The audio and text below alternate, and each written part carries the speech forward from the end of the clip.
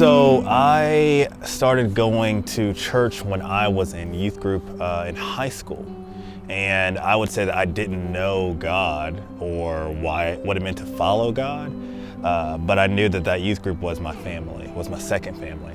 And I loved them just as much as they loved me. But it was there where I felt encouraged and I felt loved.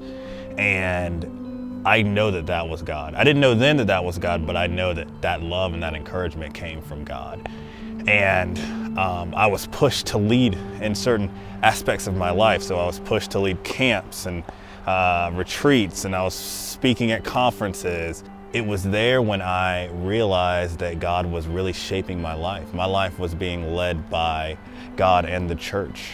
And I entered college, and a friend of mine came up to me at the end of my freshman year and she said, "Hey, my mom wants to know if you would like to be on staff this summer at Lake Junaluska." And I was like, of course I would like to be on staff this summer. And that kicked off a 3-summer tour, I guess that you would say, where I staffed summer retreats at Lake Junaluska and mentored thousands of kids. It was one of the highlights of my life, maybe the man that I've become today.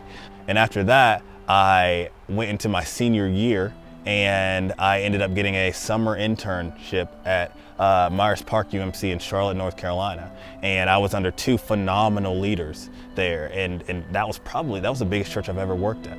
After that, I ended up getting another internship in the Bahamas. And I was under 2 great leaders at that internship as well. And I would say that I found Jesus leading me in those moments where God was taking me through the many aspects of the United Methodist Church. I learned so much from the people that I interacted with, from the people that I came in contact with, that I would not be the man that I am today without that. And I honestly, if I'm being real, I know that my calling that God had called me into was to serve God and to serve the students and youth around the world.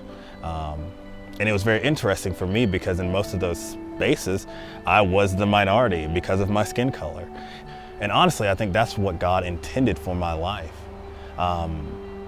Because in those instances, youth were drawn to me because I was different from them. I was different and I brought something different. And so I believe that God intended for me to be a different light that shined in their lives. So for me, being sent from God means that I was going to be that light and that I'm continuing to be that light.